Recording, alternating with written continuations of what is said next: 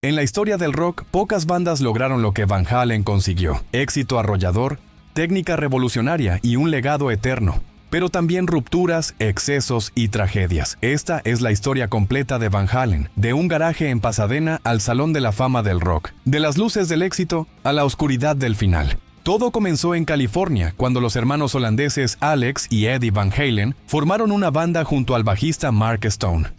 En 1974, David Lee Roth, un cantante de actitud explosiva y con un carisma arrollador, se une como vocalista. Poco después, Michael Anthony reemplaza a Stone como bajista definitivo. Primero se llamaron Genesis, luego Mammoth, hasta que Roth propuso renombrar la banda como Van Halen, considerando que el apellido tenía fuerza por sí solo. Durante esos años tocaron en todo tipo de garajes, clubes y fiestas.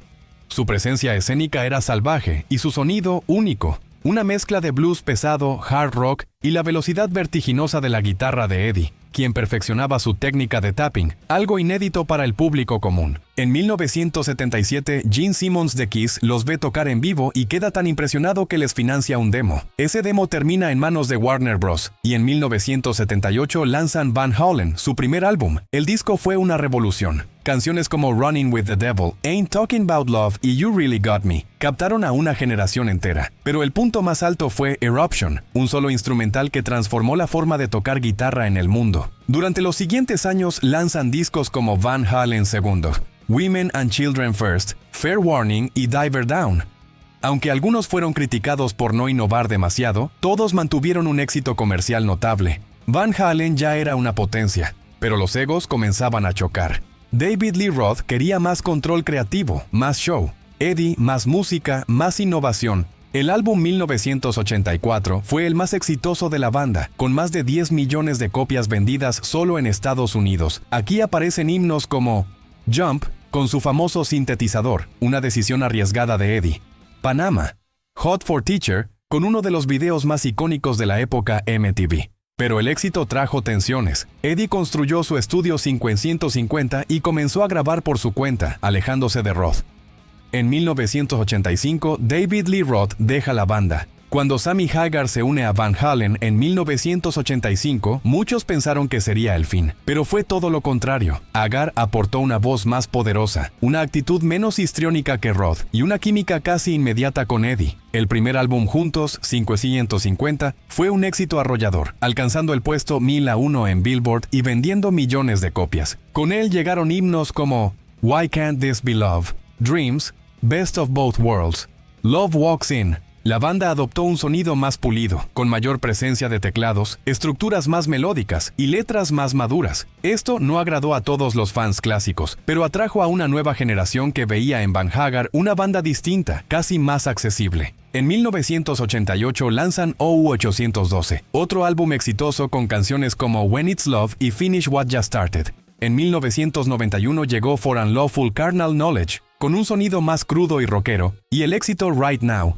cuyo video fue galardonado en los MTV Video Music Awards. En 1995, Balance marcó un giro emocional, más introspectivo. Si bien fue exitoso, la relación entre Hagar y los hermanos Van Halen comenzaba a fracturarse. En 1996, Sammy deja la banda tras diferencias creativas y personales, particularmente por la presión de lanzar un recopilatorio. Su salida dejó heridas profundas que tardaron décadas en sanar. Mientras Van Halen con Sammy seguía triunfando, Roth también se lanzó con fuerza en su carrera solista. En 1985, apenas dejando la banda, publicó el EP Crazy from the Heat, con versiones de clásicos como California Girls de The Beach Boys. El video fue un éxito en MTV y lo consolidó como una figura pop. En 1986 lanza Eat 'Em and Smile, con Steve Vai en guitarra, Billy Sheehan en bajo y Greg Bissonette en batería.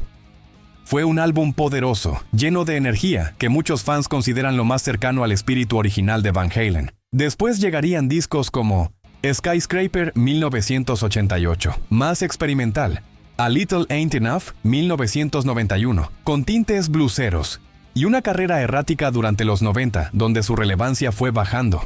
Roth nunca logró igualar su éxito con Van Halen, pero mantuvo su estatus como showman carismático y figura del rock ochentero. En 1996, Roth regresa brevemente para grabar 2 temas nuevos, pero la reunión fracasa rápidamente. Gary Cherone, ex vocalista de Extreme, se convierte en el nuevo cantante.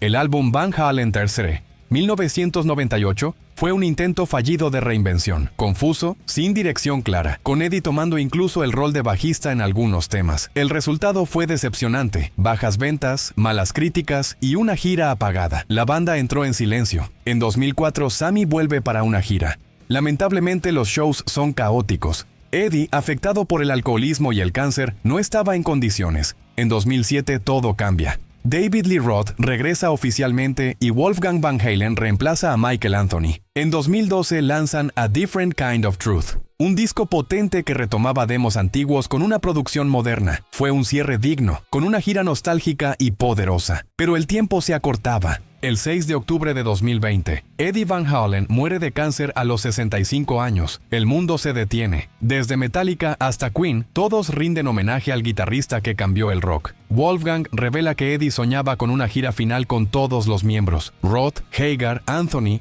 pero la salud no lo permitió.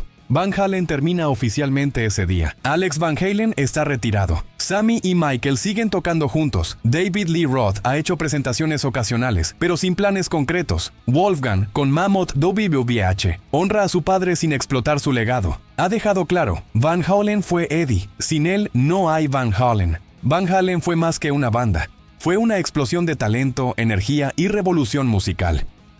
Eddie no solo tocaba la guitarra, la transformó en una extensión del alma.